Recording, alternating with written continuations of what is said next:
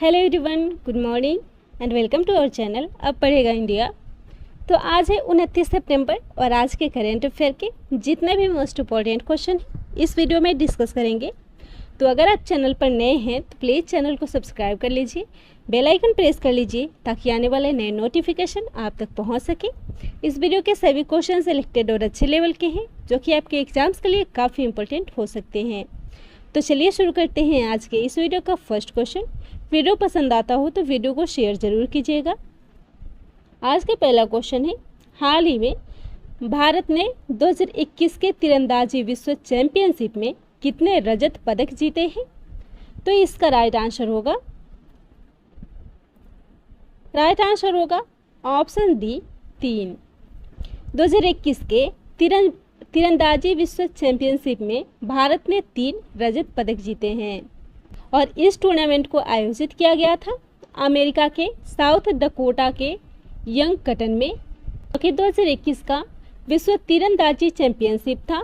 में महिला कंपाउंड व्यक्तिगत, महिला कंपाउंड टीम और कंपाउंड मिश्रित टीम प्रतियोगिताओं में 3 रजत पदक जीते गए हैं। इसके अलावा विजयवाड़ा की बेनाम ज्योति सुरेखा इस विश्व चैंपियनशिप में 3 रजत पदक जीतने वाली पहली भारतीय महिला तीरंदाज बनी है। इसमें महिला कंपाउंड इंडिविजुअल में रजत पदक जीता है ज्योति सुरेखा वेनाम ने। महिला कंपाउंड टीम में रजत पदक जीता है ज्योति सुरेखा वेनाम, मुस्कान किरारा और प्रिया गुर्जर ने। जबकि मिक्स्ड कंपाउंड टीम में रजत पदक जीता गया है अभिषेक वर्मा और ज्योति सुरेखा वेनाम के द्वारा। नेक्स्ट क्वेश्चन है, मैक्सन कार्लासन किस वित्तीय सेवा कंपनी के वैश्विक राजदूत के रूप में नियुक्त किए गए हैं? तो इसका राइट आंसर होगा ऑप्शन बी मास्टरकार्ड। मैक्सन कार्लसन हाल ही में मास्टरकार्ड के वैश्विक राजदूत के रूप में नियुक्त हुए हैं। मास्टरकार्ड इंक जो एक वित्तीय सेवा कंपनी है और इसने अपने वैश्विक ब्रांड एम्बेसडर के रूप में शतरंज खिलाड़ी मैक्सन कार्लसन को नामित किया है।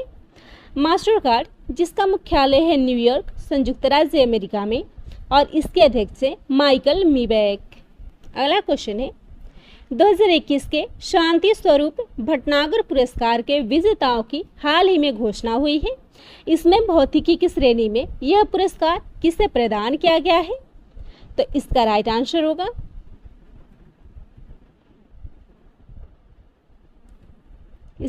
आंसर होगा डॉक्टर कनक साहा।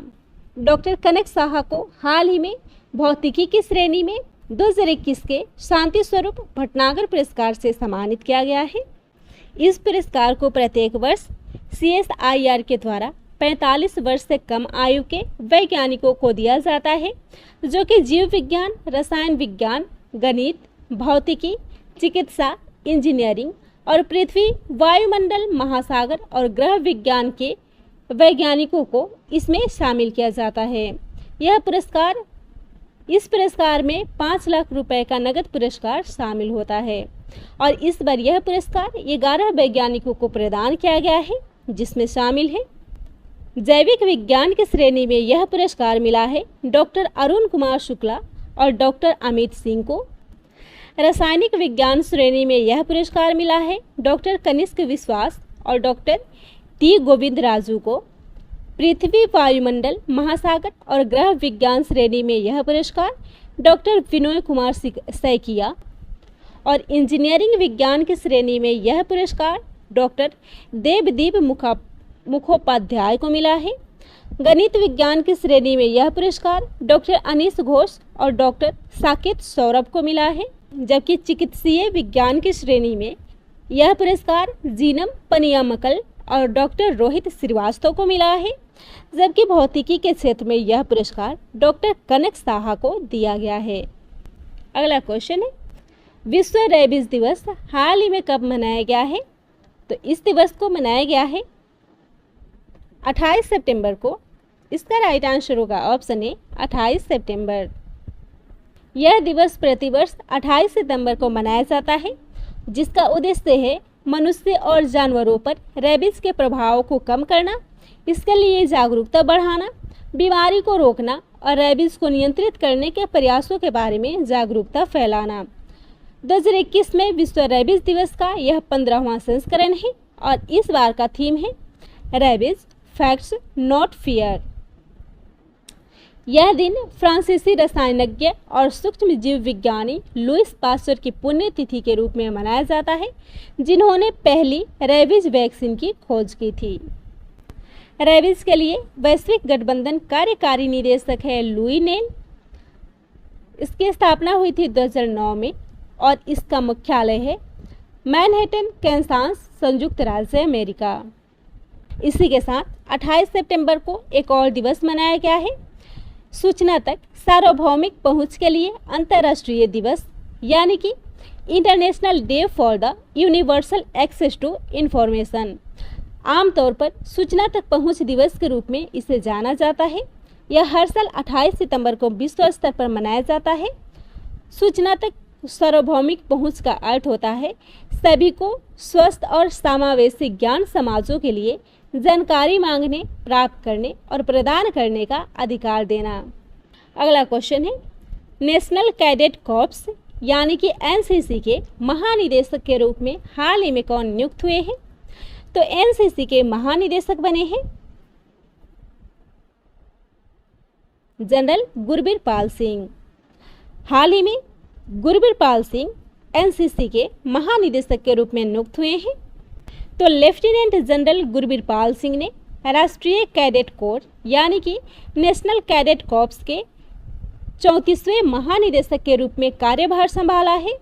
वह लेफ्टिनेंट जनरल तरुण कुमार आइच की जगह लेंगे। उन्हें 1987 में पैराशूट रेजिमेंट में कमीशन कर दिया गया था। लेफ्टिनेंट जनरल सिंह नागालैंड और सियाचिन ग्लेशियर में आतंकवाद विरोधी माहौल में कंपनी कमांडर भी रह चुके हैं। बात हो रही है एनसीसी की, तो स्थापना हुई थी 16 अप्रैल 1948 में और इसका मुख्यालय है नई दिल्ली। इसी के साथ ही भारत के कुछ और सशस्त्र बलों के प्रमुखों को भी देख लेते हैं। हाल ही में वायुसेना के प्रमुख बने हैं एयर मार्शल वीआर चौधरी यानी कि वीरेंद्र कुमार चौधरी। थल सेना प्रमुख हैं जनरल मनोज मुकुंद नरवणे। बीएसएफ के महानिदेशक हैं पंकज कुमार सिंह। जबकि आईटीबीपी यानी कि इंडो तिब्बतन बॉर्डर पुलिस के प्रमुख हैं संजय अरोड़ा। एसएसबी यानी कि सशस्त्र सीमा बल के प्रमुख कुमार राजेश चंद्र हैं। जबकि सीआरपीएफ यानी कि केंद्रीय पुलिस रिजर्व बल के प्रमुख हैं कुलदीप सिंह। अगला क्वेश्चन है, डीआरडीओ ने किस मिसाइल का हाल ही में पहला सफल परीक्षण किया है? तो इसका राइट आंसर होगा ऑप्शन ए आकाश। आकाश मिसाइल का यह न्यू जनरेशन है जिसका नाम है आकाश प्राइम और डीआरडीओ के द्वारा हाल ही में पहली बार इसका सफल परीक्षण किया गया है। डीआरडीओ यानी कि defence research and development organisation, जिसने एकीकृत परीक्षण रेंज चांदीपुर ओडिशा से आकाश प्राइम का सफल परीक्षण किया है। आकाश प्रणाली की तुलना में आकाश प्राइम बेहतर सटीकता के लिए एक स्वदेशी सक्रिय रेडियो फ्रीक्वेंसी साधक से पूरी तरह से लैस है। इसे रक्षा अनुसंधान एवं विकास संगठन के द्वारा विकसित किया गया है। बात करें डीआरडीओ की, तो यह सैन्य अनुसंधान तथा विकास से संबंधित कार्यों को करता है। डीआरडीओ का आदर्श वाक्य है बलस्यम मूल्यम विज्ञानम। इसकी स्थापना हुई थी 1958 में। मुख्यालय है नई दिल्ली। इसके अध्यक्ष हैं जी सतीश रेड्डी और इसने हाल ही में देश की सबसे शक्तिशाली मिसाइल अग्नि 5 का भी सफल परीक्षण किया था। इसने लड़ाकू विमानों को दुश्मन के रडारों के खतरों से बचाने के लिए कैफ टेक्नोलॉजी को भी विकसित की है। नेक्स्ट क्वेश्चन है, किस देश ने दुनिया की पहली महिलाओं के लिए बहुमत वाली संसद को चुना है? तो इसका राइट आंसर होगा आइसलैंड। आइसलैंड ने हाल ही में दुनिया में पहली बार महिलाओं के बहुमत वाली संसद को चुना है और यह संसद उत्तरी अटलांटिक के द्वीपीय राष्ट्र में लैंगिक समानता के लिए एक मील का पत्थर है। मतगणना संपन्न होने पर महिला उम्मीदवारों ने आइसलैंड की 63 सदस्यीय संसद अलिथिंग में 33 सीटों पर सफलता हासिल की है। प्रधानमंत्री कैटरीन जेप्स-डॉटिर के नेतृत्व में निवर्तमान गठबंधन सरकार में 3 दलों ने मतदान में कुल 37 सीटों को जीता है। बात हो रही है आइसलैंड की, तो ये यूरोप महाद्वीप में स्थित देश है। राजधानी है रिकजेविक और यहाँ की करेंसी है आइसलैंडिक क्रोना, जबकि राष्ट्रपति है गुडनी जोहानसन। अगला क्वेश्चन है, किस राज्य के सोजत मेहंदी को जीआई टैग प्रदान किया गया है? तो इसका राइट आंसर होगा ऑप्शन डी राजस्थान। राजस्थान के सोजत मेहंदी को हाल ही में जीआई टैग मिला है। सोजत मेहंदी के साथ ही यह राजस्थान का 16वां उत्पाद होगा जिसे जीआई टैग प्रदान किया गया है। बात करें जीआई टैग की, यानी कि जियोग्राफिकल इंडिकेशन की, जो किसी भी उत्पाद के लिए एक प्रतीक के समान होता है। यह उत्पाद की विशिष्ट भौगोलिक उत्पत्ति, विशेष गुणवत्ता और पहचान के आधार पर दिया जाता है। बात हो रही है राजस्थान की, तो राजधानी है जयपुर। मुख्यमंत्री अशोक गहलोत, राज्यपाल कलराज मिश्रा और वहाँ के मुख्य न्यायाधीश है इंद्रजीत मोहंती। वही बात हो रही है प्रोडक्टों को मिले जीआई टैग की, तो हाल ही में नागालैंड के नागा खीरा को जीआई टैग प्रदान किया गया है। इसके साथ ही मणिपुर के सिरारा खोंग मिर्च, जिसे हाथी मिर्च भी कहते हैं, और तामेंगलोंग ऑरेंज को जीआई टैग मिला है। पश्चिम बंगाल की 2 मिठाई सरभजा और सरपुरिया को भौगोलिक संकेत यानी कि जीआई टैग प्रदान किया गया है। इससे पहले पश्चिम बंगाल के रसगुल्ले को जीआई टैग मिला था। अगला क्वेश्चन है, किस देश ने समलैंगिक जोड़ों को विवाह की अनुमति देकर दुनिया का पहला देश बना है?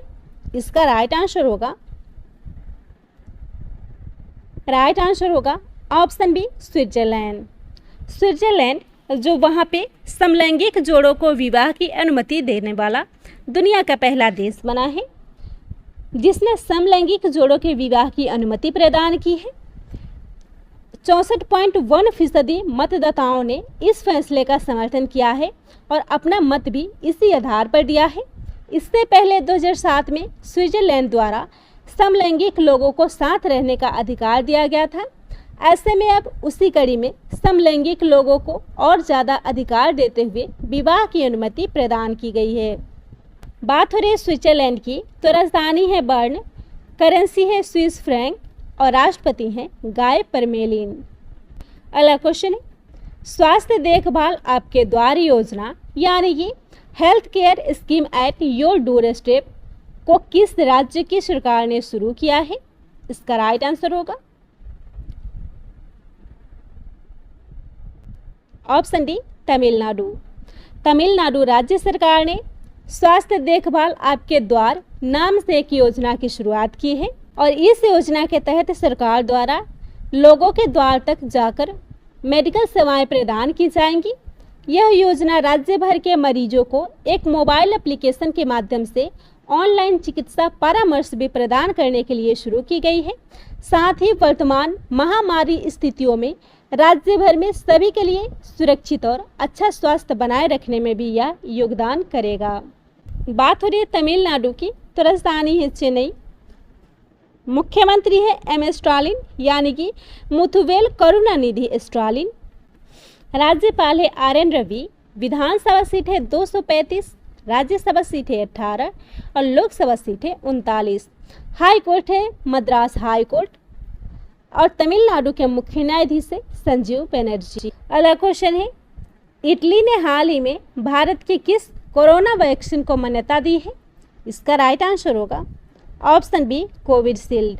द्वारा भारत के कोविशील्ड कोरोना वैक्सीन को मान्यता दी गई है।